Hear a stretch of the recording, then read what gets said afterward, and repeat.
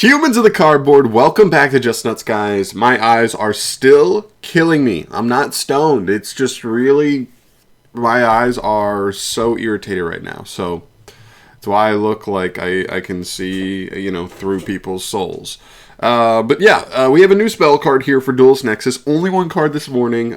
Keep in mind, literally 10 days left till this product is out in the OCG, and we're still, after this card, like over 30 cards away from the set being revealed. So we're going to have a ton of reveals probably throughout the rest of this week as well as into next week, giving up the final stuff. So let's see how the spell card goes. Also a small thing to add on to last night's Animation Chronicle news. We'll get to that after. So first off, we have Fusion Reinforcement, and listen, everybody was kind of theorizing, Flame Swordsman support. It's not necessarily Flame Swordsman support, but it is, it is, it helps him. It's usable by the Flame Swordsman stuff, but it's not direct Flame Swordsman support. It's actually more of a generic fusion card, almost in line with Fusion Deployment, which we've seen actually be pretty powerful in stuff like Branded.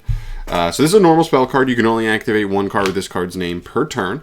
This is how it reads. Reveal one monster in your extra deck, and if you do, special summon one of the fusion materials mentioned on it from your extra deck or graveyard. But until the end of your opponent's turn, it cannot attack. Also, its effects are negated.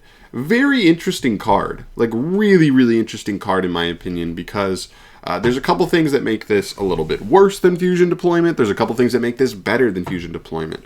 One thing that I like Fusion Deployment more than this card for is that Fusion Deployment just summons from the main deck and it doesn't negate the monster at all.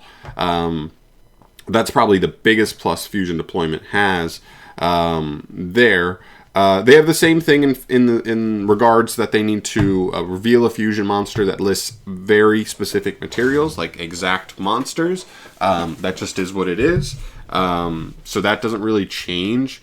The other thing that makes Fusion Deployment better than this card in certain ways is that this card needs to summon from extra deck or graveyard. That's just not as common as Fusion Deployment. I mean, most fusion monsters are going to have a main deck monster listed as materials, even if they do have something very specific listed. I mean, I think about all the Albaz fusions, Blazing Cartesia on Grand Guignol, stuff like that. Whereas how many fusion monsters list another extra deck monster as fusion material? Not quite as common, but not impossible. I'll probably make a video very soon talking about the specific targets that I think are the most interesting off of this card. This card can also summon from graveyard, so it doesn't have to be an extra deck monster, period, technically. If you already had a Fallen of Albaz in grave, or, for example, because we're talking about a Blazing Cartesia, you could reveal one of those fusions, Grand Guignol or an Albaz fusion, and just reborn them from grave. So this can just be a reborn if it's set up. Now, they are negated, so you have to definitely keep in mind the monster summoned is negated, which is tough. And that kind of puts us in a weird spot. Because the one thing that this card has specifically over Fusion Deployment is there's no restriction on this card as far as what you do after, right? You do negate the monster's effects and it can't attack when you summon it. That's a bummer. But there is nothing talking about what happens for the rest of the turn. Fusion Deployment says you cannot summon anything from extra deck except fusions for the entirety of the turn that you activate it. This card has no restriction like that. So even this card has just like an extender. Like this card just says like summon one of these monsters from your extra deck if it's listed on another fusion, and you're not locked into fusions at all. You could link it off, and if it has an effect in grave, boom, it's triggering in grave. Now that's going to be the question, right? I'm gonna have to look at what I'm just gonna have to look up what cards fit both that bill, and that's what becomes awkward here, is that it's a pretty tight window. It needs to be a monster that one is listed as a specific material on another fusion monster, and has an effect that maybe when it's sent maybe when it hits the graveyard that it can do something. Like that's really what we're looking at here.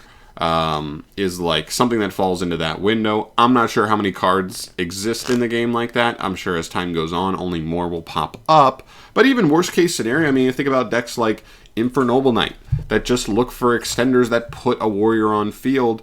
pretty freely, pretty flexibly. And this does do that. I mean, you would have to play a fusion monster that lists a specific warrior from extra deck as a material, but, you know, just plop a warrior on field. That's half of the battle for Infernoble Knight. And with their new support, they're going to obviously be more of a pain to deal with. Stuff like that is definitely something interesting to me. But yeah, there's a lot going on here. I'm going to bring another video later on talking about any specific uses for this card that we already have once I dig into just fusion monsters and what specifically could come up there. But still a really interesting card nonetheless. I think it's similar to the potential that Fusion Deployment had on its initial release, but not terrible.